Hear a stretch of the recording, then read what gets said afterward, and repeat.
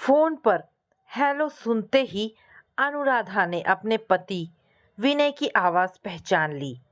विनय ने अपनी बेटी नीति का हालचाल जानने के बाद टेंशन भरी आवाज़ में पूछा, तुम यहाँ कब लौट रही हो? मेरा जवाब आपको पता है। अनुराधा की आवाज़ में दुख, शिकायत और गुस्से के मिले जुले भाव उभरे। तुम अपनी बेवकूफ़ी छोड़ दो। आप ही मेरी भावनाओं को समझकर सही कदम क्यों नहीं उठा लेते हो? तुम्हारे दिमाग में घुसे बेबुनियाद शक का इलाज करने को मैं गलत कदम नहीं उठाऊंगा। अपने बिजनेस को चौपट नहीं करूंगा अनुराधा। मेरा शक बेबुनियाद नहीं है। मैं जो कहती हूँ उसे सारी दुनिया सच मानती है। तो तुम नहीं लौट रही हो? विनय चिढ़कर बोला। नहीं, जब तक। तब मेरी चेतावनी भी ध्यान से सुनो अनुराधा। उसे बीच में टोकते हुए विनय की आवाज में धमकी के भाव उभरे। मैं ज्यादा दिन तक तुम्हारा इंतजार नहीं करूंगा। अगर तुम तुरंत नहीं लौटी तो मैं कोर्ट में डाइवोर्स के लिए अर्जी दे दूंगा। आखिर इंसान की सहने की भी एक सीमा होती है। अनुराधा ने फोन रखकर संबंध विच्छेद कर दिया। विनय ने पहली बार डाइवोर्स लेने की धमकी दी थी। उसकी आंखों में अपनी विवशता को महसूस करते हुए आंसू आ गए। वह चाहती थी तो आगे विनय से बात वह चाहती भी तो आगे विनय से बात न कर पाती, क्योंकि उसके रूंधे गले से आवाज नहीं निकलती। नीति अपनी एक सहेली के घर गई हुई थी। अनुराधा के माता पिता अपने कमरे में आराम कर रहे थे। अपनी चिंता, दुख और शिकायत भरी नाराजगी से प्रभावित होकर वह बिना किसी रुकावट के कुछ देर खूब रोई। रोने से उसका मन उदास और बोझिल हो गया। एक थकी सी गहरी आंस छोड़ते हुए वह उठी और फोन के पास पहुंचकर अपनी सहेली सुषमा का नंबर मिलाया। विनय से मिली डाइवोर्स की धमकी के बारे में जानकर सुषमा ने उसे आश्वासन दिया, तू रोना धोना बंद कर अनुराधा, मेरे पति घर पर ही हैं। हम दोनों घंटे भर के अंदर तुझसे मिलने आते हैं। आगे क्या करना है इसकी चर्चा आमने सामने बैठकर करेंगे। चिंता मत कर, सब ठीक हो जाएगा। सुषमा उसके बचपन की सबसे अच्छी सहेली थी। उसका व उसके पति अजय का अनुराधा को बहुत ही सहारा था। उन दोनों के साथ अपने सुख दुख बांटकर ही पति से दूर वह मायके में रह रही थी। अपना मानसिक संतुलन बनाए रखने के लिए अनुराधा जो बात अपने माता पिता से नहीं कह पाती वह इन दोनों से बेहिचक कह देती। विनय से फोन पर हुई बातचीत का ब्यौरा अनुराधा से सुनकर सुषमा परेशान हो उठी तो उसके पति अजय की आंखों में गुस्से के भाव उभरे। अनुराधा, कोई चोर कोतवाल को उल्टा नहीं धमका सकता है। विनय को तलाक की धमकी देने का कोई अधिकार नहीं है। अगर वह ऐसा करता है तो समाज उसी के नाम पर थू थू करेगा। अजय ने आवेश भरे लहजे में अपनी राय बताई। मेरी समझ से हमें टकराव का रास्ता छोड़कर विनय से बात करनी चाहिए। चिंता के मारे अपनी उंगलियां मरोड़ते हुए सुषमा ने अपने मन की बात कही। विनय से बातचीत करने को अगर अनुराधा उसके पास लौट गई तो वह अपने दोस्त की विधवा के प्रेम जाल से कभी नहीं निकलेगा। उस पर रिश्ता तोड़ने को दबाव बनाए रखने के लिए अनुराधा का यहाँ रहना जरूरी है। अगर विनय ने सचमुच डिवोर्स की अर्जी कोर्ट में दे दी तो क्या करेंगे हम? तब भी तो अनुराधा को मजबूरन वापस लौटना पड़ेगा ना। मैं नहीं लौटूंगी। अनुराधा ने सख्त लहजे में उन दोनों को अपना निर्णय सुनाया। मैं पिछले 3 महीने से अलग रह सकती हूँ मैं पिछले 3 महीने से अलग रह रही हूँ तो जिंदगी घर को भी अलग रह लूँगी। मैं जब चाहूँ तब टीचर की नौकरी पा सकती हूँ। नीति को पालना मेरे लिए परेशानी नहीं बनेगा। एक बात मेरे सामने बिल्कुल साफ है, अगर विनय ने उस विधवा माधवी से अपने पर्सनल व प्रोफेशनल रिश्ते बिल्कुल ख़त्म नहीं किए तो वह मुझे खो देंगे। सुषमा व अजय कुछ प्रतिक्रिया दर्शाते उससे पहले ही बाहर से किसी ने डोरबेल बजाई। अनुराधा ने दरवाज़ा खोला तो सामने अपनी 15 वर्ष की बेटी नीति को खड़ा पाया। अनुराधा का व्यवहार अचानक बदल गया। सुषमा आंटी और अजय अंकल आए हुए हैं, तुम उनके पास कुछ देर बैठो, तब तक मैं तुम्हारे लिए खाना लगा लाती हूँ। भावुकता की शिकार बनी अनुराधा ने प्यार से अपनी बेटी के कंधे पर हाथ रखा। मेरा मूड नहीं है किसी से जबरदस्ती बात करने का। जब भूख होगी तो मैं खाना खुद ही गर्म करके खा लूंगी। बड़ी रुखाई से जवाब देने के बाद साफ तौर पर चिढ़ी व नाराज सी नजर आ रही नीति अपने कमरे में जा घुसी। अनुराधा को उसका अचानक बदला व्यवहार बिल्कुल समझ में नहीं आया। उसने परेशान अंदाज में इसकी चर्चा सुषमा और अजय से की। नीति छोटी बच्ची नहीं है। सुषमा की आंखों में चिंता के बादल और ज्यादा गहरा उठे। अपने मम्मी पापा के बीच के मन मुटाव जरूर उसके मन की सुख शांति को प्रभावित कर रही है। उसके अच्छे भविष्य की खातिर भी हमें परेशानी का समाधान जल्दी करना होगा। सुषमा ठीक कह रही है अनुराधा, अजय ने गंभीर लहजे में कहा। तुम नीति से अपने दिल की बात खुलकर कहो और उसके मन की बातें सहनशीलता से सुनो।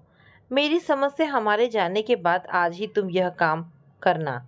कोई परेशानी आएगी तो सुषमा और मैं भी उससे बात करेंगे। उसकी टेंशन दूर करना हम सबकी जिम्मेदारी है। उन दोनों के विदा होने तक अपनी परेशानी को हल करने का कोई पक्का रास्ता अनुराधा के हाथ नहीं आया था। अपनी बेटी से खुलकर बात करने के इरादे से जब उसने नीति के कमरे में कदम रखा, तब वह बेचैनी और चिंता का शिकार बनी हुई थी। क्या बात है? क्यों मूड खराब है तेरा बेटी? अनुराधा ने कई बार ऐसे सवालों को घुमा फिरा कर पूछा, पर नीति गुमसुम सी बनी रही। अगर मुझे तू कुछ बताना नहीं चाहती है तो सुषमा आंटी और अजय अंकल से अपने दिल की बात कह दे। अनुराधा की इस सलाह का नीति पर अप्रत्याशित असर हुआ। भाड़ में गए अजय अंकल।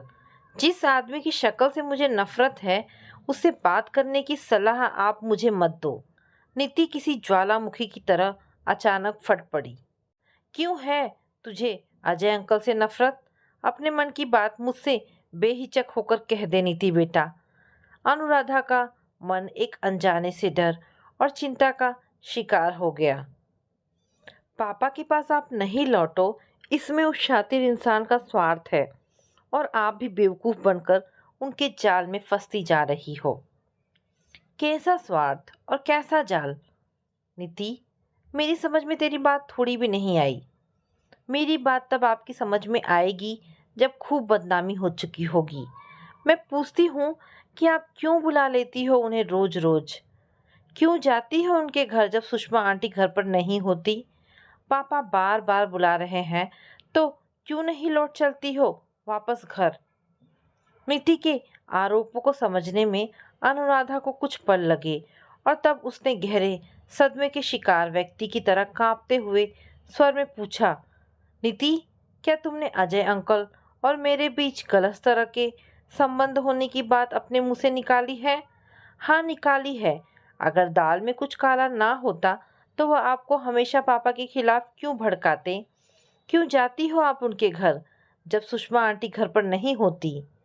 अनुराधा ने नीति के गाल पर थप्पड़ मारने के लिए उठे अपने हाथ को बड़ी मुश्किल से रोका और गहरी गहरी सांसें लेकर अपने गुस्से को कम करने की कोशिश में लग गई। दूसरी तरफ तनी हुई नीति आंखें फाड़कर चुनौती भरे अंदाज में उसे घूरती रही। कुछ सहज होकर अनुराधा ने उससे पूछा, सुषमा के घर मेरे जाने की खबर तुम्हें उनके घर के सामने रहने वाली तनु से मिलती है ना? हाँ, तनु मुझसे झूठ नहीं बोलती है। नीति ने एक एक शब्द पर जरूरत से ज्यादा जोर दिया। यह अंदाज उसने या तुमने किस आधार पर लगाया है कि मैं सुषमा के गैर मौजूदगी में अजय से मिलने जाती हूँ? आप कल सुबह उनके घर गई थी और परसों ही सुषमा आंटी ने मेरे सामने कहा था कि वह अपनी बड़ी बहन को डॉक्टर के यहाँ दिखाने जाएगी। फिर आप उनके घर क्यों गई? ऐसा हुआ जरूर है, पर मुझे याद नहीं रहा था। कुछ पल सोचने के बाद अनुराधा ने गंभीर स्वर में जवाब दिया। मुझे लगता है कि वह घटिया इंसान आपको फ़ोन करके अपने पास ऐसे मौक़ों पर बुलाता है और आप चली जाती हो। नीति, तुम्हें अपनी मम्मी के कैरेक्टर पर यूँ कीचड़ उछालते हुए शर्म नहीं आ रही है? अनुराधा का अपमान के कारण चेहरा लाल हो उठा। सुषमा मेरी बहुत अच्छी सहेली है, उसके साथ मैं कैसे विश्वासघात करूंगी? मेरे दिल में सिर्फ तुम्हारे पापा बसते हैं और कोई नहीं। तब आप उनके पास लौट क्यों नहीं चलती हो? क्यों अजय अंकल के भड़काने में आ रही हो? नीति ने चुभते हुए लहजे में पूछा। बेटी, तेरे पापा के और मेरे बीच में एक औरत के कारण मनमुटाव चल रहा है। उस परेशानी के हल होते ही मैं उनके पास लौट जाऊंगी। नीति को यूं ही सफाई देते हुए अनुराधा ने खुद को शर्म के मारे जमीन में गड़ता महसूस किया। मुझे यह बेकार के बहाने लगते हैं। आप अजय अंकल के कारण पापा के पास लौटना नहीं चाहती हो। नीति अपनी बात पर अड़ी रही। तुम जबरदस्त गलतफहमी का शिकार हो नीति। सुषमा और अजय मेरे शुभ चिंतक हैं। उन दोनों का बहुत सहारा है मुझे। दोस्ती के पवित्र रिश्ते की सीमाएं तोड़कर कुछ गलत न मैं कर रही हूँ, न अजय अंकल। मेरे कहे पर भरोसा कर बेटी। अनुराधा बहुत भावुक हो उठी। मेरे मन की सुख शांति की खातिर आप अंकल से और ज़रूरी हो तो सुषमा आंटी से भी अपने रिश्ते पूरी तरह तोड़ लो मम्मी। मुझे डर है कि ऐसा ना करने पर आप पापा से हमेशा के लिए दूर हो जाओगी। नीति ने आंखों में आंसू लाकर प्रार्थना की। तुम्हारी नासमझी भरे व्यवहार से मैं बहुत ही निराश हूँ। ऐसा कहकर अनुराधा उठकर अपने कमरे में चली आई। इस घटना के बाद माँ बेटी के संबंधों में बहुत ही खिंचाव आ गया। आपस में बातचीत बस बेहद जरूरी बातों को लेकर होती।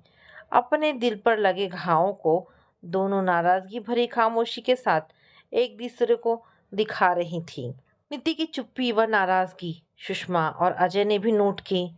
अनुराधा उनके किसी सवाल का जवाब नहीं दे सकी।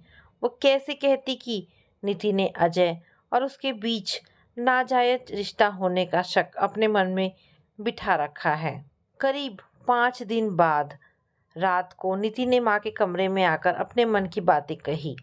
आप अंदाज़ा भी नहीं लगा सकती कि मेरी सहेली तनु ने अन्य सहेलियों को सब बातें बताकर मेरे लिए सम्मान से सिर उठाकर चलना ही मुश्किल कर दिया है। अपनी ये सब परेशानियां मैं आपके नहीं तो किसके सामने रखूं? मुझे तुम्हारी सहेलियों से नहीं, सिर्फ तुमसे मतलब है नीति। अनुराधा ने शुष्क स्वर में जवाब दिया। तुमने मुझे चरित्रहीन क्यों मान लिया? मुझसे ज़्यादा तुम्हें अपनी सहेली पर विश्वास क्यों है? मम्मी, बात विश्वास करने या ना करने की नहीं है। हमें समाज में मान सम्मान से रहना है तो लोगों को उटपटांग बातें करने का मसाला नहीं दिया जा सकता। तब क्या दूसरों को खुश करने के लिए तुम अपनी मम्मी को चरित्रहीन करार दे दोगी? उनकी झूठी बातों पर भरोसा करके अपनी मम्मी को उसकी सबसे प्यारी सहेली से दूर करने की जिद पकड़ोगी? मुझ पर क्या गुजर रही है इसकी आपको भी कहाँ चिंता है मम्मी? नीति चिढ़कर गुस्सा हो उठी। मैं आपकी सहेली नहीं बल्कि सहेली के चालाक पति से आपको दूर देखना चाहती हूँ। अपनी बेटी की सुख शांति से ज़्यादा क्या अजय अंकल के साथ जुड़े रहना आपके लिए ज़रूरी है? अजय अंकल मेरे लिए तुमसे ज़्यादा इम्पोर्टेंट कैसे हो सकते हैं नीति? मुझे तो अफसोस और दुख इस बात का है कि मेरी बेटी को मुझ पर भरोसा नहीं है। मैं पूछती हूँ कि तुम ही मुझ पर भरोसा क्यों नहीं कर रही हो? अपनी सहेलियों की बकवास पर ध्यान न देकर मेरा साथ क्यों नहीं दे रही हो? मेरे मन में खोट नहीं है।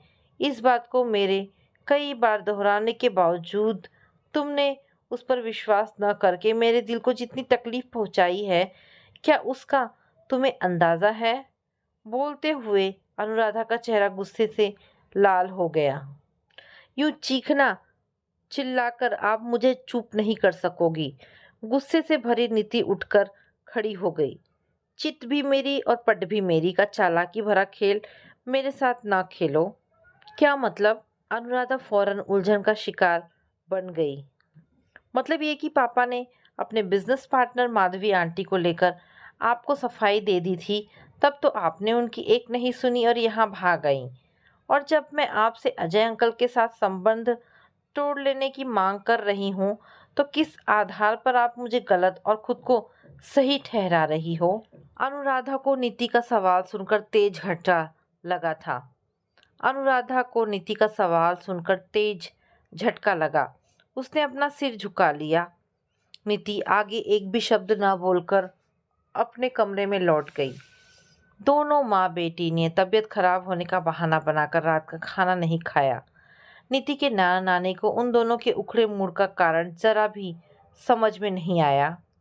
उस रात अनुराधा बहुत देर तक नहीं सो सकी। अपने पति के साथ चल रहे अनबन से जुड़ी बहुत सी यादें उसके दिलो दिमाग में हलचल मचा रही थी। नीति द्वारा लगाए गए आरोपों ने उसे बुरी तरह झकझोर दिया था। विनय ने कभी स्वीकार नहीं किया था कि अपने दोस्त की विधवा के साथ उसके अनैतिक संबंध थे। दूसरी तरफ ऑफिस में काम करने वाली 2-3 लड़कियों और विनय के दोस्तों की पत्नियों ने इस संबंध को समाप्त करवा देने की चेतावनी कई बार उसके कानों में डाली थी। तब खूबसूरत माधवी को अपने पति के साथ खूब खुलकर हंसते बोलते देख अनुराधा जबरदस्त ईर्ष्या व असुरक्षा की भावना का शिकार रहने लगी। विनय ने उसे प्यार से व डांट कर भी खूब समझाया, पर अनुराधा ने साफ कह दिया कि मेरे मन की सुख शांति, मेरे प्यार व खुशियों की खातिर आपको माधवी से हर तरह का रिश्ता समाप्त कर लेना होगा। मैं ऐसा कुछ नहीं करूँगा जिसमें अपनी नज़रों में गिर जाऊँ। मैं कसूरवार हूँ ही नहीं तो सज़ा क्यों भोगूँ? अपने स्वर्गवासी दोस्त की पत्नी को मैं बेसहारा नहीं छोड़ सकता हूँ। तुम्हारे बेबुनियाद शक के कारण मैं अपनी नज़रों में खुद को गिराने वाला कोई कदम नहीं उठाऊंगा। विनय के इस फैसले को अनुराधा किसी भी तरह से नहीं बदलवा सकी।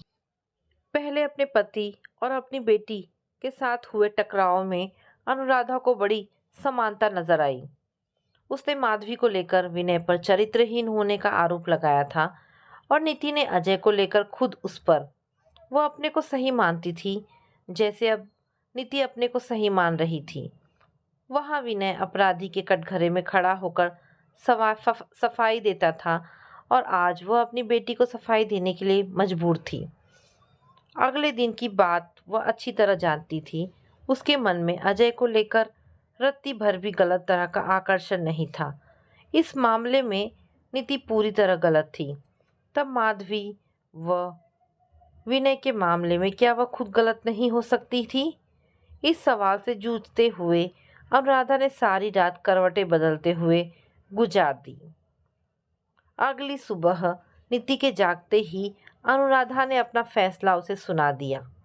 अपना सामान बैग में रख लो, नाश्ता करने के बाद हम अपने घर लौट रहे हैं। अनुराधा ने उसे अपने सीने से लगा लिया। Oh mummy, you are a great, मैं बहुत खुश हूँ। नीति भावुक होकर उससे लिपट गई। अनुराधा ने उसके माथे पर चुंबन लिया, पर मुंह से कुछ नहीं बोली। तब नीति ने धीमे स्वर में उससे कहा, गुस्से में आकर मैंने जो भी पिछले दिनों आपसे उल्टा सीधा कहा है उसके लिए मैं बेहद शर्मिंदा हूँ। आपका फैसला बता रहा है कि मैं गलत थी। प्लीज़ मम्मा, मुझे माफ़ कर दीजिए। अनुराधा ने उसे अपने सीने से लगा लिया। माँ बेटी दोनों की आंखों में आंसू भर आए। पिछले कई दिनों से बनी मानसिक पीड़ा व तनाव से दोनों पल भर में आज़ाद हो गई थी। उसके बुलावे पर सुषमा उससे मिलने घर आ गई। अजय के ऑफिस चल जाने के कारण अनुराधा के लौटने की खबर अजय तक नहीं पहुंची। सुषमा को अनुराधा ने अकेले में अपने वापस लौटने का सही कारण बताया। पिछले दिनों अपनी बेटी नीति के कारण विनय और माधवी को लेकर मुझे अपनी एक गलती, एक तरह की नासमझी का एहसास हुआ है। उसी भूल को सुधारने को मैं विनय के पास बेशर्ते वापस लौट रही हूँ। माधवी के साथ उसके गलत संबंध नहीं है। मुझे विनय के इस बात पर विश्वास करना चाहिए था, पर मैं और लोगों की सुनती रही और हमारे बीच प्यार व विश्वास का रिश्ता कमज़ोर पड़ने लगा। अगर विनय निर्दोष है तो मेरा झगड़ालू रवैया उन्हें कितना गलत और दुखदाई लगता होगा। बिना कुछ अपनी आंखों से देखे पत्नी का पति पर विश्वास न करना क्या एक तरह का विश्वासघात नहीं है। मैं विनय को, उनके प्यार को खोना नहीं चाहती हूँ। हो सकता है कि माधवी और उनके बीच गलत तरह के संबंध बन गए हो, पर इस कारण वह खुद भी मुझे छोड़ना नहीं चाहते। उनके दिल में सिर्फ मैं रहूं। क्या अपने इस लक्ष्य को मैं उनसे लड़ झगड़ कर कभी पा सकूंगी? वापस लौटकर मुझे उनका भरोसा फिर से जीतना है। हमारे बीच प्रेम का मजबूत बंधन फिर से कायम होकर हम दोनों के दिलों को, घाव को भर देगा। इसका मुझे पूरा विश्वास है। अनुराधा की आंखों में दृढ़ निश्चय के भाव को पढ़कर सुषमा ने उसे बड़े प्यार से अपने गले से लगा लिया। तो दोस्तों, ये छोटी सी कहानी यहाँ पर समाप्त होती है। आशा करती हूँ कहानी पसंद आई होगी। अगर कहानी पसंद आई है तो प्लीज़ इसे लाइक एंड शेयर करें।